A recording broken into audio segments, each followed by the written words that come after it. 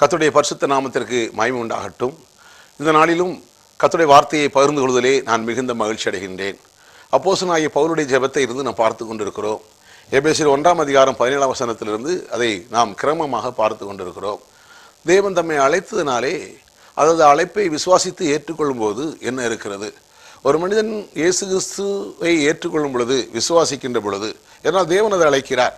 வருத்தப்பட்டு பாரம் சுமக்கிறவர்களே, நீங்கள் எல்லோரும் என்னிடத்தில் வாருங்கள், நான் உங்களுக்கு இளைப்பாறு தருவேன் என்று சொன்னார் என்றால், இயேசு சொன்னாலும் அவர் சொல்கிறார், நான் பேச வேண்டியது என்னதென்றும், உபதேசிக்க வேண்டியது என்னதென்றும், நான் செய்ய வேண்டியது என்னதென்றும், என் பிதா எனக்கு என்ன சொன்னாரோ அதைத்தான் செய்கிறேன், அதைத்தான் நடப்பிக்கிறேன் என்று சொல்லுகிறார். அப்படியானால் வருத்தப்பட்டு பாரம் சுமக்கிறவர்களை நீ எல்லோரும் என்னிடத்தில் வாருங்கள் என்று சொன்னதான வார்த்தை இயேசு கிறிஸ்து மூலமாய் பிதாவுடைய வார்த்தையாக இருக்கிறது என்று நாம் விசுவாசிக்கலாம். கர்த்தருக்கு ஸ்தோத்திரம்.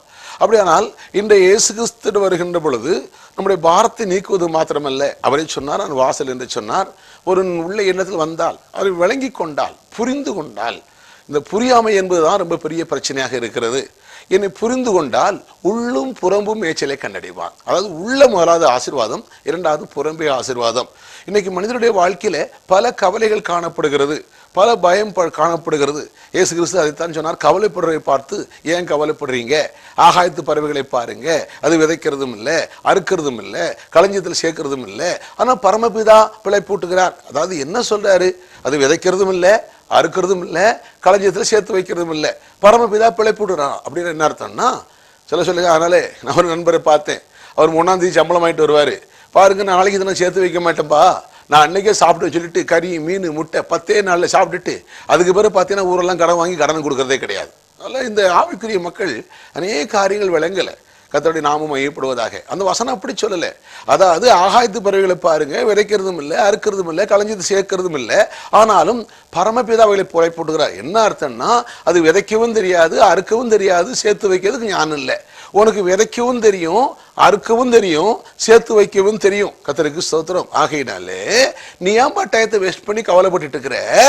போய் உன்னால் ஆக வேண்டிய வேலையை பாரு அப்படிங்கிறார். இதுதான் பழைய ஏற்பாடு ஒரு வசனம் இருக்குது, சோம்பேறியே எவ்வளவு நேரம் உட்கார்ந்து இருக்கிற, உனக்கு விளங்கலைன்னா எறும்பை போய் பாரு. அந்த எறும்பு என்ன செய்யுதான்? கோடை காலத்துல சம்பாதிக்குதான், அறுப்பு காலத்துல சேர்த்து வைக்குதான். சொல்லுங்க, சம்பாதி சேர்த்து வை, சம்பாதி சேர்த்து வை. நல்ல மனுஷன் தன் பிள்ளைகளுக்கு ஆஸ்தி சேர்த்து வச்சுட்டு போறான். அநேகருக்கு விளங்குறது இல்லை. சேர்த்து வைக்கிறது பாவம், இந்த உலகத்துல ஒன்றும் சேர்க்கக்கூடாது இல்லை. கர்த்தருடைய வார்த்தை சொல்லுகிறது. கர்த்தருக்கு ஸ்தோத்திரம். என்னால் ஆபிரகாமின் ஆசீர்வாதம் கிறிஸ்து இயேசுவினால் வருகிறது. ஆபிரகாம் பொன்னு வெள்ளி உள்ள சீமானா இருந்தான். தன் ஈசாக்குக்கு எவ்வளவோ சொத்துக்களை சேர்த்து வச்சிருந்தான். அருமையானவர்களே, ஏனென்றால் தேவநாமம் மகிமைப்படும்படியாக நாம் இந்த பூமியிலே குறைவில்லாமல் நிறைவாக இருக்க வேண்டும் என்பது கர்த்தருடைய சித்தமாக இருக்கிறது. பாருங்க, அப்படியானால் அதான் எறும்புட்ட சொன்னார், எறும்பை போய் பாரு, அதாவது அது கோடை காலத்து சம்பாதிக்குது. நீ பார்த்தீங்கன்னா எங்க போங்க, நான் படிச்ச படிப்பு வேலை கிடைக்கல பிரதர், வேலையே இல்லை பிரதர், ஒரு மூலையில் உட்கார்ந்துட்டு இருப்பாங்க, எந்த வேலையும் தேடுறது கிடையாது. நாங்கள் படிச்ச படிப்புக்கு தக்கபடி வேலை இல்லை, எனக்கு தக்க என் பிரிஸ்டேஜுக்கு தக்கபடி வேலை இல்லை. அதெல்லாம் ஒன்றும் இல்லைங்க. அருமையானவர்களே, விளங்கி கொள்ளுங்கள், கடவுளுடைய வார்த்தையை புரிந்து கொள்ளுங்கள். அவனுக்கு ஒரு கௌரவம் பார்க்கறது, நிறைய ஒரு கௌரவம். ஏசுநாதர் கௌரவம் பார்க்கறது தெரியுமா? அவர் தேவனாக இருந்தும், தேவனுக்கு சமமாக இருந்தும், பூமிக்கு மனுஷன் வந்து காரி துப்பப்பட்டு அடிக்கப்பட்டு மனுஷனுடைய காலை கழுவினார், சர்வெண்டாக வந்தார். இன்னைக்கு பார்த்தீங்கன்னா எல்லாரும் தன்னை பாராட்டணும், தன்னை ரெவரண்டு சொல்லணும், மோஸ்ட் ரெவரண்டுன்னு சொல்லணும். அதான் அருமையான இல்லை. கிறிஸ்துவின் சிந்தை வேற. கர்த்தருக்கு ஸ்தோத்திரம். பாருங்க, அப்படியானால் ஆண்டு சொல்றாரு காரியங்கள் என்ன சொல்றது? அப்படி உட்காராதே. இன்னைக்கு எறும்பு எங்கேயாவது உட்கார்ந்து இருக்குதா பாத்திருக்கீங்களா? ஐயோ நான் என்ன பண்றேன், இது கோடை காலமாச்சே, ஒன்றும் கிடையாது, ஆகையினால அப்படியே உட்கார்ந்து தூங்குறங்க இல்லை. அது கோடை காலமா இருந்தாலும் அது என்ன பண்ணுதான், அங்கங்க ஓடுது, குடுகுடு ஓடுது, அங்க ஓடுது, இங்க ஓடுது, அங்க ஓடுது, இங்க ஓடுது, அங்க ஓடுது கிடையாது. கர்த்தருக்கு ஸ்தோத்திரம். அது சுறுசுறுப்பா ஓடுது. அது போலதான் ஆண்டவர் சொல்றாரு, எறும்புட்ட போய் கத்துக்கோ, அதுக்கு தலைவனும் இல்லை, ஞானியும் இல்லை, உனக்கு ஞானம் இல்லை, தேவசாயில உண்டாக்கப்பட்டவன், நீ உட்கார்ந்துட்டு எனக்கு வேலையை உட்காராது, ஆள அங்கிட்டு முயற்சி எடு, பிரயாசப்படு, வேலை கிடைக்கும். கர்த்தருடைய நாமம் மையப்படுவதாக. சில வேலையே பண்றது இல்லை, ஒரு வேலைக்கும் போறது இல்லை. ஆனால் பைபிளை தூக்கிட்டு கர்த்தருக்கு ஸ்தோத்திரம், வேலை இல்லை, கர்த்தருக்கு நோ நோ நோ நோ, தேவனுடைய வார்த்தையை தப்பா மிஸ் பண்ணக்கூடாது. கர்த்தருக்கு ஸ்தோத்திரம். பவுல் அதைத்தான் சொல்கிறார். எபேசு மூப்பர்களை கூப்பிட்டு, நான் 3 வருஷம் ஊழியம் பண்ணினேன், நான் ஒருவருக்கும் பாரமாறாதபடி இரவும் பகலும் வேலை செய்து, எங்கள் கையால் வேலை செய்து நாங்கள் சாப்பிட்டோம். ஒருத்தருடைய இலவசமாக சாப்பிடலை, ஒருத்தருடைய பொன்னையும் வெள்ளியும் நாங்கள் விரும்புறதில்லை. வேலை சுவிசேஷம் பேசுறவர்களுக்கு சுவிசேஷனால பிழைப்பு இருக்குது, வேதம் சொல்லுகிறது. ஆனால் பவுல் அதை சொல்லி காட்டுகிறார். கர்த்தருக்கு ஸ்தோத்திரம். ஒரு முன்மாதிரி வச்சுட்டு போறார். அப்போ எறும்பை பார்த்து நம்ம சில பாடங்களை கத்துக்கிடணும். அது கோடை காலத்துல ஓடி தேடுது, தேடுது, தேடுது, தேடுது, தேடு, அங்கங்க தேடுது. கர்த்தருடைய நாமம் மையப்படுவதாக. ஆனால் அறுப்பு காலம் வரும்போது பாருங்க, அறுப்பாலும் போது எல்லா எறும்பும் ஒன்றா தூக்கிட்டு போகுது. எதுக்காக? சேர்த்து வைக்குது. ஹல்லேலூயா. அப்படியானால் கடவுள் சொன்ன காரியங்கள் எப்போது வேதத்தை படித்து நல்ல விதத்தில் விளங்கிக் கொள்ள வேண்டும். கர்த்தருக்கு ஸ்தோத்திரம். ஏன்னா நம்முடைய நல்வாழ்விலே நமக்கு இருக்கிற அக்கறையை விட நம்முடைய தேவனுக்கு கோடி மடங்கு அக்கறை உண்டு. என்னுடைய சுகவாழ்விலே எனக்கு இருக்கிற அக்கறையை விட என் தேவனுக்கு கோடி மடங்கு அக்கறை உண்டு. ஏனென்றால் என்னுடைய தேவன், உங்களுடைய தேவன் எனக்காக உங்களுக்காக தன் உயிரை கொடுத்து வாங்கினபடியினாலே, நீங்கள் தேவனுடைய பிள்ளைகளாக இருக்கிறபடினாலே, நீங்கள் சகல விதத்திலும் சம்பூர்ணமாக இருக்கும்போது தான் தேவநாமம் மையப்படுமே ஒழிய, நீங்கள் குறைவிலும் தாழ்ச்சியிலும் வியாதியிலும் இல்லாமலும் பற்றாக்குறையில் இருக்கின்ற பொழுது தேவநாமம் தூசிக்கப்படுகிறது. கர்த்தருக்கு ஸ்தோத்திரம். அருமையானவர்களே, அப்படியானால் நாம் சம்பாதிக்க வேண்டும், சேர்த்து வைக்க வேண்டும் என்று சொல்லுகிறது. கர்த்தருக்கு ஸ்தோத்திரம். இன்னும் பல வசனங்களை நாம் பார்க்கிறோம். கர்த்தர் ஆஸ்தியும் ஐஸ்வர்யமும் அவர் வீட்டில் இருக்கும் என்று வாசிக்கிறோம். ஆஸ்தியும் இருக்குமா, ஐஸ்வர்யம் இருக்கணும். ஆஸ்தி என்றால் நீதிமான் வீட்டில் ரெண்டு இருக்கும், ஆஸ்தி இருக்கும், ஐஸ்வர்யம் இருக்கும். ஆஸ்தி என்றால் சொத்து, ஐஸ்வர்யம் என்றால் துட்டு. நான் ஒரு காலத்தில் இந்த சத்தியம் விளங்காதனால குழந்தையா இருக்கும்போது ஒன்று கிடையாது, ஒரு ஜிப்பா ஒன்று போட்டுக்கிட்டு ஒரு முட்டையை அடிச்சுக்கிட்டு என்ன பண்ண தோண்டு முடி வச்சுக்கிட்டு சில ஆண்டவரே எனக்கு ஒன்று வேண்டாம், ஒன்று வேண்டாம், ஒன்று வேண்டாம், ஒன்று வேண்டான்னு, ஏசு போதுமே, ஏசு போதுமேன்னு. இந்த பூமி எனக்கு சொந்தம் இல்லை. ஆனால் கர்த்தருடைய பின்னாட்களை பாருங்க, கர்த்தருடைய வார்த்தையை விளங்குகின்ற பொழுது, இந்த குழந்தை அனுபவத்தில் ஒரு நிலை மாறுகின்ற பொழுது, அருமையானவர்களே, பல காரியங்களை விளங்குகிறது. கர்த்தருடைய கிருபையினாலே இன்றைக்கு பல காரியங்களை சேர்த்து வைத்தபடினாலே இன்றைக்கு இந்த டிவி நிகழ்ச்சி மூலம் உங்களோட பேச முடிகிறது. நான் ஒன்றும் இல்லாமல் நாங்கள் வெறுங்கையில் முளம் போட முடியுமா? வெறுங்கையில் உட்கார்ந்துட்டு ஐயா அந்த டிவியில் டெலிகாஸ்ட் பண்ண முடியுமா? அப்படியானால் அருமையானவர்களே, வேதத்தை விளங்குகின்ற பொழுது நமக்கு சில காரியங்கள் தெளிவடைகிறது. கர்த்தர் நாமம் மகிமைப்படுவதாக. ஆகையினாலே நாம் என்ன செய்ய வேண்டும்? இந்த உலகத்தில் இயேசு சொன்னார், நீங்கள் பூமியிலே பொக்கிஷங்களை அல்ல பரலோகத்தில் சேர்த்து வைங்கன்னு சொன்னார். இதை வச்சுட்டு பூமியில சேர்த்து வைக்க கூடாது, ஒன்றும் இருக்கக்கூடாதுங்கிறதுல அதில் அந்த அர்த்தம் சொல்லவில்லை. என்ன சொல்ல வந்த காரணம் என்ன? அதாவது நீங்கள் பூமியிலே அல்ல பரலோகத்தில் சேர்த்து வையுங்கள். பரலோகத்தில் என்ன சேர்த்துக்க முடியும்? அந்த பரலோகம் ஃபுல்லாக தங்கமாக இருக்குது, அங்கே பரலோகம் ஐஸ்வர்யம் நிறைஞ்சு கிடக்குது. அது பொறுத்தல வீதியில் உலாக போகிறோம், பொன்மாளியில் தங்க போகிறோம். அப்போ நம்ம பணமோ நம்முடைய தங்கமோ அங்கே போக போகிறது இல்லை. பரலோகத்தில் எது விசேஷமானது? மனிதனுடைய ஆத்மா விலையேற பெற்றது. பரலோகத்தில் ஆத்மாக்களை ஆதாயப்படுத்த வேண்டும், அதான் பொக்கிஷம். இயேசு கிறிஸ்து கூட இந்த பொக்கிஷத்தை பரலோகத்தில் சேர்க்கறதுக்காகத்தான் தன் உயிரை கொடுத்து, அது ஒரு வியாபாரி தனக்குண்டாலாம் எடுத்து அந்த நிலத்தை வாங்கினது போல நம்முடைய வாழ்க்கையை பரலோகத்தை விட்டு இறங்கி வந்து எல்லாவற்றையும் கொடுத்து நம்முடைய தேவன் விலை கொடுத்து வாங்கியிருக்கிறார். நாம் வெளியேறப்பட்டவர்கள், தேவனுடைய பொக்கிஷமாக இருக்கிறோம், தேவனுடைய சொத்தாக இருக்கிறோம். தேவனுடைய பிள்ளை என்றாலே தேவனுடைய சொத்தாக இருக்கிறோம். இப்போ தேவன் நமக்கு வசனங்களை கற்றுக் கொடுத்து நம்மை ஐஸ்வர்யம் சம்பாதிக்க பலனை கொடுக்கிறாராம். உபாகமம் 8:18 வாசிக்கிறோம், தேவன் உடன்படிக்கையை உறுதிப்படுத்தும்படி ஐஸ்வர்யத்தை சம்பாதிக்கிற பலன், ஞானம், திறமையை கொடுக்கிறார். ஏன்னா அவர் ஞானத்தில் பெரியவர். ஏன்னா நாம் பிள்ளைகள் அப்படி நிறைவாக இருக்க வேண்டும் என்று விரும்புகிறார். அவர் என்ன சொல்லுகிறார்? கர்த்தர் நாமம் மகிமைப்படுவதாக. ஆகையினாலே நம் பிள்ளைகள் என்ற நிலையில் இருக்கின்ற பொழுது எல்லா நிறைவும் பெற வேண்டும். சரி, சில வசனங்களை நான் உங்கள் மத்தியிலே நான் வாசிக்கட்டும். இந்த ஆண்டவர் இந்த பிள்ளை என்ற நிலைக்கு நான் சொன்னேன், என்ன செய்தார்? தன் ரத்தத்தை சிந்தி விலை கொடுத்து வாங்கினார் என்று பார்க்கிறோம். மத்திய சுவிசேஷம் மீண்டும் சில காரியங்களை பார்த்து அடுத்தபடியாக தேவனமை அழைத்ததுனாலே நமக்கு இருக்கிற ஆசீர்வாதங்கள் அடுத்த ஆசீர்வாதத்துக்கு நம்ம கடந்து போகும். என்ன இருக்கிறது பாருங்க, இலவசமான ஆசீர்வாதம், இலவசமான பாவ மன்னிப்பு, இலவசமான பரிசுத்த ஆவியின் அபிஷேகம். ஒரே ஒரு கண்டிஷன். என்ன கண்டிஷன்? இயேசுவை ஏற்றுக்கொள்ள ஒரு கண்டிஷன். அதான் என்னை பற்றி விசுவாசனால பாவ மன்னிப்பு, என்னை பற்றி விசுவாசனால பரிசுத்தோட சுதந்திரம், என்னை பற்றி விசுவாசனால இருளை விட்டு ஓடி, என்னை பற்றி விசுவாசனால சாத்தான அதிகாரத்தை விட்டு தேவனுடைய அதிகாரம் எங்க இருக்குது? அப்போஸ்தலர்படி 26:18. ஆனா பவுலுக்கு என்ன சொல்றான்? அது நியாயப்பிரமாணத்தின்படி வாழ்ந்தா, நியாயப்பிரமாணத்தின்படி பலி செலுத்தினா பாவம் மன்னிப்பு, நியாயப்பிரமாணத்தின்படி அந்த கட்டளைகளை தேவனுடைய ஆலயத்துக்கு அப்படி கொடுத்தா இப்படி கொடுத்தா எனக்கு ஐஸ்வர்யம். அதான் சொன்னார், பாவத்தை மன்னிக்கிறதுக்கு நியாயப்பிரமாணம் பலி செலுத்த வேணும், பலிபீடத்தை சுத்திகரிக்கிறதுக்கும் பலி செலுத்த வேணும். காலையில் ஒரு ஆடு, மாலையில் ஒரு ஆடு, எல்லாம் ஆடு மாடு கொட்டணும். ஆனா இங்கே சொல்லாது, எப்ப நீ ஆடு வேண்டாம் மாடு வேண்டாம், நான் சிலுவையில் மறித்து எல்லா பாவத்தையும் நிவர்த்தி பண்ணிட்டேன், என்னை பற்றி விசுவாசனால உனக்கு பாவம் மன்னிப்பு. அப்ப என்னை பற்றி விசுவாசனாலதான் பரிசுத்தம், சுதந்திரம் தான் ஐஸ்வர்யம், கிருபை, எல்லாமே கிருபை. ரட்சிப்பு கிருபை, அபிஷேகம் கிருபை, ஐஸ்வர்யம் கிருபை. ஆனா சில ரட்சிப்பு பிரிய என்று சொல்றோம், அபிஷேகம் பிரியன்னு சொல்றோம். ஆனா ஐஸ்வர்யம் வரும்போது மாத்திரம் கொடுத்தா ஆஸ்வதிப்பார். அது அடுத்த பகுதி. அருமையானவர்களே, கர்த்தருக்கு ஸ்தோத்திரம். தேவ அன்பு நம்முடைய உள்ளத்தில் ஊற்றப்பட்டபடினாலே நான் பெற்ற சந்தோஷத்தை மற்றவர்கள் பெற வேண்டும் என்பதற்காக தேவனம் கொடுத்த ஐஸ்வர்யத்தை கொண்டு தேவ அன்பு நம் உள்ளத்தில் நெருக்கி ஏவுகிறபடினாலே நாம் திக்கற்றவர்களுக்கு கொடுக்கிறோம், ஏழைகளுக்கு கொடுக்கிறோம்.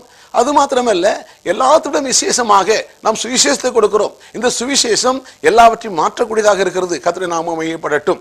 அது மாத்திரமல்ல, ஊழியர்களுக்கு கொடுக்கிறோம், ஊழியர்களுக்கு கொடுக்கிறோம். ஆகையினாலே நாம் தேவன் கொடுத்தனாலே நம்ம ரட்சிக்கப்படவில்லை, ரட்சிக்கப்பட்டனாலே கொடுக்கிறோம். நான் ஏற்கனவே நான் சொன்னேன், சகேயு அவன் வாழ்க்கையிலே அவன் குள்ளனாக இருந்தான், அவன் ஐஸ்வர்யவனாக இருந்தான். இயேசுவை பார்க்கும்படி அவன் வருகிறான். அவன் ஓடி போய் காட்டத்தி மரத்திலே ஏறுகிறான். கூட்டமாக இருந்தபடினாலே, அவன் குள்ளனாக இருந்தபடினாலே அவன் பார்க்க முடியவில்லையாம். அவன் மரத்தடி இருந்த போது இயேசு அங்கே வருகிறார். மரத்தடி அந்த பாதையில வந்து கொண்டிருக்கும். மரத்துக்கு கீழே வந்த உடனே மேலே அண்ணார்ந்து பார்க்கிறார். நேரடியாக அவனை பார்த்து, சகைவே இறங்கி வா, உன் வீட்டில் தங்கணுங்கிறார். கர்த்தருக்கு ஸ்தோத்திரம். ஒரு ஆளை ஆண்டவர் பேர் சொல்லி அழைக்கும் போது கூட சும்மா காமனா பொதுவாக அழைக்கல, குறிப்பிட்டு அந்த ஆளை பார்த்து. நீங்க பார்த்தீங்கன்னா சில இடங்கள்ல பார்த்தீங்கன்னா, சில இடத்துக்கு திருவர் உண்மையாக நன்றாக செய்கிறார்கள். ஒரு சிலர் பார்த்தீங்கன்னா மொட்டை கூட்டத்தில் வரும் பொழுது சில பேர்களை சொல்லுவாங்க. ஒரு நாள் பேரை சொன்னா 4 பேர் 5 பேர் எந்திரிச்சிட்டாங்க. அதுக்காக எல்லாரும் அப்படி இல்லை. கர்த்தருடைய நாமம் மையப்படுவதாக உண்மையாக வரம்பெற்ற தேவதாசர்கள் எவ்வளவு பேர் உண்டு. நான் அதை விஷயத்துல நான் வியாக்கியானம் பண்ணல. ஆனா இயேசுநாதர் பாருங்க, கூட்டத்தில் யாரோன்னு சொல்லல, கரெக்டா கீழே வந்தார். திடீர்னு மேல பார்த்தார். அவனை பார்த்து, நீ தான் சகையு, நீ இறங்கி வா என்று சொல்லி பர்டிகுலரா பாயிண்ட் அவுட் பண்ணி கூப்பிட்டார். கர்த்தருக்கு ஸ்தோத்திரம். அவன் இறங்கி வந்தான். இறங்கி வந்து சந்தோஷத்தோடு அவர் ஏற்றுக்கொண்டான். மக்கள் என்ன சொல்றாங்க, இவர் எவ்வளவு பாருங்க, ஒரு பாவி வீட்டில், ஒரு ஆயக்கார வீட்டில் தங்க போறாங்கன்னு சொல்லி முறுமுறுக்கிறாங்க. முறுமுறுத்தாம சந்தோஷமா இயேசுவை ஏற்றுக்கொண்டான். உடனே அவன் சொல்லுகிறான், ஆண்டவரே, என் ஆஸ்தியில பாதியை கொடுக்கிறேன். நான் யார்கிட்டயாவது நான் அநியாயமா எடுத்திருந்தா நான் 4 மடங்கு திரும்பி கொடுக்கிறேன். ஏசு சொல்றாரு, இந்த வீட்டுக்கு இன்றைக்கு ரட்சிப்பு வந்துச்சு அப்படிங்கிறார். இதை நினைக்கும் போது என்ன தோன்றுகிறது, நான் முதல்ல என்ன நினைச்சேன், ஓஹோ முதலாவது நம்ம என்ன பண்ணணும், ஆண்டுகிட்ட வந்து ஆஸ்தியில பாதியை கொடுக்கணும், ஏதாவது தப்பு பண்ணினா திருப்பி கொடுத்தாதான் ரட்சிப்புன்னு நினைச்சேன். இல்லை அருமையானவர்களே, அப்பதான் ஆவியான விளக்குகிறது. ஒரு நாள் கொஞ்ச நாள் ஆக ஆக நமக்கு புரிகிறது, ஆஸ்தியம் பாதி அல்ல, முழுசும் கொடுத்தா கூட ரட்சிப்பு கிடைக்காதுங்க. தலைகள் நடந்தா கூட ரட்சிப்பு கிடையாதுங்க. ரட்சிப்பு என்பது இயேசுவை ஏற்றுக்கொள்வதால் தான் வருகிறது. ஒரு மனிதன் ரட்சிக்கப்படுவது அவன் செய்த எந்த செயலின் அடிப்படையில் அல்ல, ஏதோ எடுத்ததெல்லாம் திருப்பி கொடுத்தனால ரட்சிக்கப்பட்டது இல்லை, நாம் செய்கிற கிரியைகள்னாலே. அதான் தீர்த்து எழுதுகிறோம், நாம் செய்த நீதியின் கிரியில் நிமித்தம் நம்மை ரட்சியாமல் தன்னுடைய இரக்கத்தின்படியே, நம்முடைய அந்த தேவனுடைய பிரசன்னம், அந்த இரக்கத்தின்படியே நம்மை பரிசுத்த அழைப்பு, நம்ம ரட்சித்தார் என்று வேதத்தில் வாசிக்கிறோம். இது ஒரு பரிசுத்தமான ஒரு அழைப்பு அருமையானவர்களே. அப்படியானால் தேவ பிரசன்னம் வந்தபோது, தேவனை அவன் ஏற்றுக்கொள்ளும் பொழுது அவனுக்குள்ளே ஒரு மாறுதல் ஏற்படுகிறது.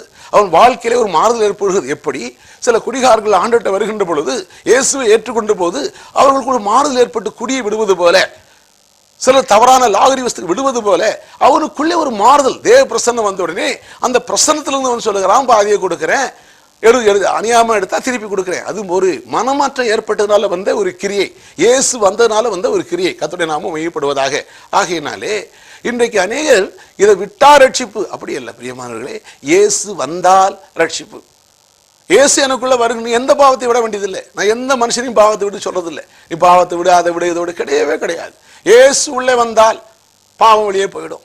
இயேசு என்ற ஒளி வந்தால் இருள் வெளியே போயிடும். இயேசு என்ற ஜீவன் வந்தால் தரித்திரம் என்ற சாபம் போய்விடும்.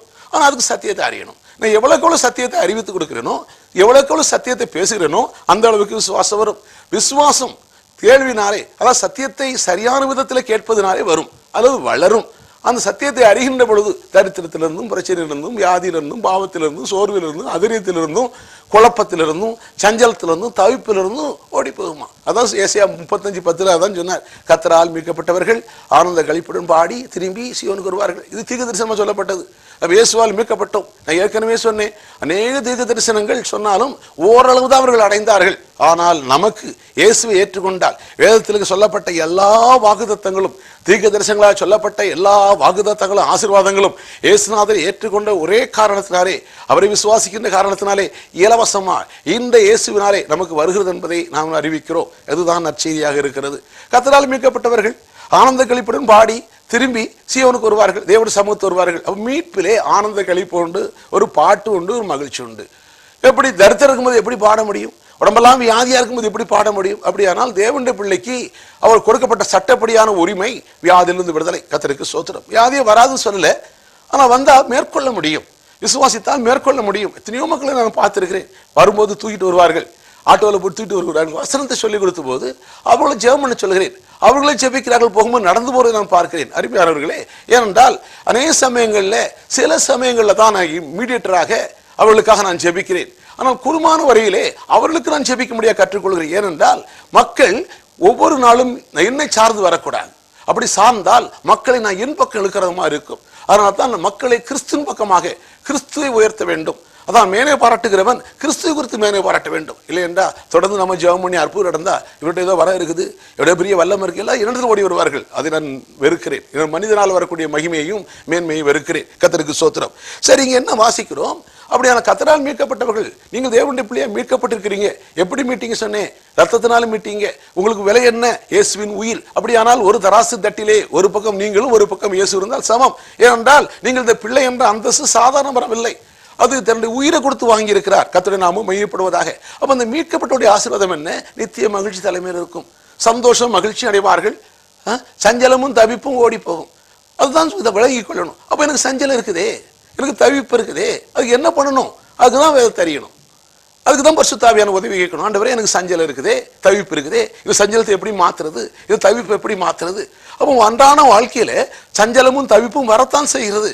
அதை மேற்கொள்வதுதான். உலகத்துல உபத்திரம் உண்டுன்னாரு, அந்த உபத்திரவத்துல வாழ தேவ சித்தம் இல்லை, அதை ஜெயித்து வாழ்வுதான் தேவ சித்தம். கர்த்தருடைய நாமம் மையப்படுவதாக. அந்த ஜெயிப்பதற்கு தான் தேவன் கொடுத்திருக்கிறார். கர்த்தர் பல காரியங்களை கொடுத்திருக்கிறார். சில இங்க வாசிக்கிறோம் பாருங்க, மத்திய 26ஆம் அதிகாரத்திலே இப்படியா பார்க்கிறோம். 26, 26. அவர் போஜனம் பண்ணுகையில் இயேசு அப்பத்தை எடுத்து ஆசீர்வதித்து அதை பிட்டு சீசர்களுக்கு கொடுத்து, நீங்கள் வாங்கி புசியுங்கள், இது என்னுடைய சரீரமா இருக்கிறது. பிட்டார். இயேசுவின் சரீரம் பிற்கப்பட்டது. இயேசுவின் சரீரம் ஏன் பிற்கப்பட்டது? மனிதன் பாவம் செய்தான், பாவத்துக்கு தண்டனை கொடு அனுபவிக்க வேண்டும். அவன் அனுபவிக்கு பதிலாக அந்த இடத்திலே அதற்கு பதிலாக இயேசுவின் சரீரம் பிற்கப்பட்டது. அப்படியானால் என் பாவம் பரிகரிக்கப்பட்டது. இயேசுவின் சரீரம் பிற்கப்பட்டு நானும் பிற்கப்பட்ட அர்த்தம் இல்லையே. என் பாவங்களுக்கு நான் தண்டனையை அவர் செலுத்தின பின்பு எனக்கு அந்த பாவத்தில் வரக்கூடிய சாபம் எனக்கு வருமானால் அது எனக்கு அர்த்தம் இல்லையே. உதாரணமாக, நான் 1 கோடி ரூபாய் நான் கடன் பட்டு விட்டேன் என்று வைத்துக் கொள்ளுங்கள். என் தகப்பன் என்னுடைய கடன்காரன் இருக்குகிறான், என்னை துன்பப்படுத்துகிறான், என்னை உபத்திரப்படுத்துகிறான், என் வாழ்க்கையில பல பிரச்சனை கொடுத்து கொண்டிருக்கிறான். என் மேல அன்பு கூர்ந்த ஒருவர் அந்த கடனை அவர் கொடுத்து தீர்த்து விட்டால் அதன் பின்பு அது தீர்க்கப்பட்டாகிவிட்டதே, பின்பு நான் கடனாளி அல்லவே. அப்படியானால் இயேசுவின் சரீரம் எனக்காக பிற்கப்பட்டதே, 2000 ஆண்டுகளுக்கு முன்பாக பிற்கப்பட்டதே. அதை அதான் நம்பிக்கை. அவரை விசுவாசித்து ஏற்றுக்கொள்ளும் போது அவரோட ஐக்கியமா இருக்கும்போது அழைத்த தேவன். அப்போ அந்த அழைப்புல என்ன கிடைக்குது?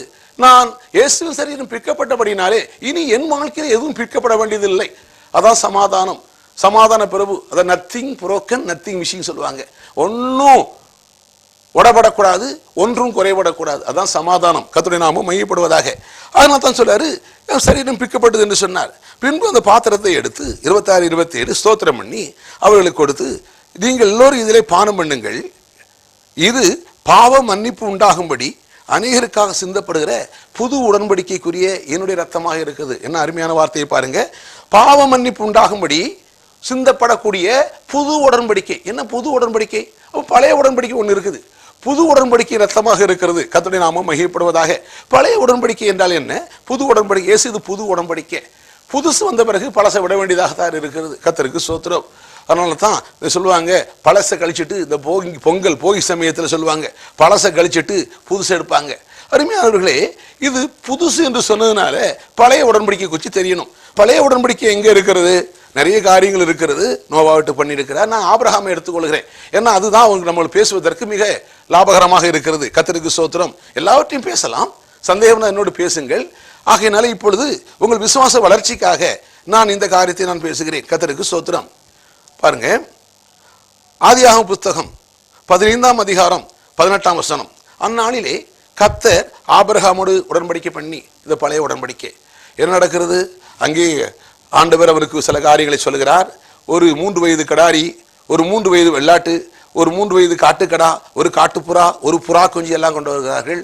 அங்கே அது பலியிடப்படுகிறது, அது ரத்தம் சிந்தப்படுகிறது, துண்டங்களாக பிரிக்கப்படுகிறது. துண்டங்கள் நடுவே ஆண்டவர் கடந்து வருகிறார். கடந்து வந்த போது ஆண்டவர் சில காரியங்களை சொல்றார், பல காரியங்களை சொல்றார். அது உடன்படிக்கை பண்ணுகிறார். என்ன உடன்படிக்கை பண்ணுகிறார்? அந்நாளிலே, ஆதியாகமம் 15, 18, அந்நாளிலே கர்த்தர் ஆபிரகாமோடு உடன்படிக்கை பண்ணி, என்ன உடன்படிக்கை? பழைய உடன்படிக்கை பண்ணி, எகிப்தின் நதி துவக்கி ஐபிராத்து நதி என்னும் பெரிய நதி மட்டும் உள்ளதும் கேனியரும் கெனிசியரும் கத்மோனியரும் ஏத்தியரும் பெரிசியரும் ரப்பாமியரும் எமோரியரும் கானானியரும் கிர்காசியரும் எபூசியுமாக என்பவர்கள் இருக்கிறதுமான இந்த தேசத்தை உன் சந்ததிக்கு கொடுத்தேன். என்ன அருமையான வார்த்தை பாருங்க. நாடு 1/2 கிரவுண்டு 1 கிரவுண்டு இல்லைங்க, 5 சென்ட் 10 சென்ட் இல்லைங்க, 1 ஏக்கர் 2 ஏக்கர் இல்லைங்க, நாடுகளை தருகிறார். பழைய உடன்படிக்கை. அந்த ஒரு மிருகத்தின் ரத்தத்தை சிந்தி அந்த மிருக ரத்தத்துக்கே தேவன் பண்ணின உடன்படிக்கை. தேவனே இறங்கி வந்து உடன்படிக்கை பண்ணுகிறார். உடன்படிக்கைன்ற அர்த்தம் என்ன? ஒரு வருஷம் 2 பேரும் உடன்படிக்கை பண்ணனா, இப்ப நானும் தேவனும் உடன்படிக்கை பண்ணனா எனது தேவனுக்குரியது, தேவனுக்குரியது எனக்குரியது. இப்ப எங்கிட்ட ஒண்ணுமே இல்லை, எங்கிட்ட பாவம் தான் இருக்குது, பலவீனம் தான் இருக்குது, வியாதி தான், நான் பிசாசுட்டு போனபடினாலே வறுமை தான் இருக்குது. ஆகையினாலே எங்கிட்ட வந்து தேவன் உடன்படிக்கை பண்றதுனால தேவனுக்கு லாபம் இல்லை, ஆனா எனக்கு லாபம். ஏன்னா நான் உடன்படிக்கையில தேவனுக்குரியெல்லாம் எனக்கு வந்துருச்சு. கர்த்தருக்கு ஸ்தோத்திரம். இப்ப என்னதெல்லாம் எங்கிட்ட இருக்கு? ஒண்ணுமே இல்லை. எங்கிட்ட பலவீனமும் சோர்வும் அதிரியமும் எங்கிட்ட எல்லாம் குறைவுகள் தான் இருக்குது. இல்லாமை, இயலாமை, பலவிதமான பிரச்சனை. ஏன்னா நான் விழுந்து கிடக்கிறேன், பிசாசு விழுந்து கிடந்தேன். என்னை உடன்படிக்கையில் என்னை மீட்டார், ரத்தத்தை கொடுத்து மீட்டார். மீட்டவர் என்னோட உடன்படிக்கை பண்ணுகிறார். என்ன உடன்படிக்கை? இது உங்களுக்காக சிந்தப்பட ரத்தம், இது புது உடன்படிக்கை ரத்தம். அப்படியான அந்த ரத்தத்தில் என்ன மீன்பு கிடைச்சது? நாடுகளை தர என்கிறார், தேசங்களை தார் என்கிறார். ஹல்லேலூயா. அப்படியானால் அந்த அழைப்பை ஏற்றுக்கொண்டு அதை விசுவாசித்தபடினாலே, தேவனுடைய பிள்ளை என்று நிலை வந்தபடினாலே நமக்கு என்ன இருக்கிறது? நமக்கா இயேசு ரத்த சிந்தனபடி புது உடன்படிக்கை பண்ணியிருக்கிறார். அந்த புது உடன்படிக்கையின் சாராம்சம் என்ன? தேவனுக்குரியது அத்தனையும் எனக்குரியது. விசுவாசித்தா சொந்தமாக்கலாம். ஹல்லேலூயா. இது கஷ்டமான காரியம் தான். பிரேசலா மூளை பல காரியம் சொல்லும். இது என்னையா இது இவ்வளவு பெரிய பிரசங்கம் பண்றாங்க, இது நடக்கிற காரியமா? இன்னைக்கு கஞ்சிக்கே நமக்கு வழி இல்லை. பாலும் தேனுங்கிறாரு, உச்சிதமான கோதுமைங்கிறாரு, கண்மலை தேனுங்கிறாரு, ஆசீர்வாதம் நமக்குரியதுங்கிறாரு, சுகம் நமக்கு. ஆம் அருமையானவர்களே, நீ விசுவாசித்தால், நான் என் சொந்த கருத்தை பேசவில்லை, எழுதப்பட்ட வார்த்தை பேசிக் கொண்டிருக்கிறேன். நீ விசுவாசித்தால் தேவனுடைய மகிமையை காண்பா. அதாவது அந்த எந்த வசனத்தை விசுவாசிக்கிறாயோ அந்த வசனத்தில் இருக்கிற வல்லமையை காண்பா. அதான் அர்த்தம். வேதத்துல எல்லா வார்த்தையும் இருக்கிறது. சில அநேகர் என்ன பண்றாங்க? ஆசீர்வாதத்தை விசுவாசிக்கிறது இல்லை, சாபத்தை பற்றியே தான் அதிகமா யோசிக்கிறாங்க. கர்த்தருக்கு ஸ்தோத்திரம். அதனால என்ன வாசிக்கிறோம்? சில காரியத்தை இங்கே இந்த அந்த உடன்படிக்கையிலே என்ன லாபம்? கர்த்தர் பழைய உடன்படிக்கையிலே, மிருக உடன்படிக்கையிலே நாடுகளை தெரியும் சொன்னார். ஆபிரகாமை பாருங்க, நான் ஏற்கனவே சொன்னேன், ஆபிரகாம் ஒருவனாக இருக்கும்போது கர்த்தர் அவனை அழைத்தார். அழைத்தவர் அவன்கிட்ட இருந்து புடுங்கலை, அவனை ஆசீர்வதித்தார். ஆசீர்வதித்தது மாத்திரமல்ல, ஒரு பெருகச் செய்தார். அதனால நம்ம இயேசுவை ஏற்றுக்கொண்டா நம்ம ஆபிரகாமின் சந்ததி என்று வாசிக்கிறோம். கலாத்தியர் 3:13 என்ன வாசித்தோம்?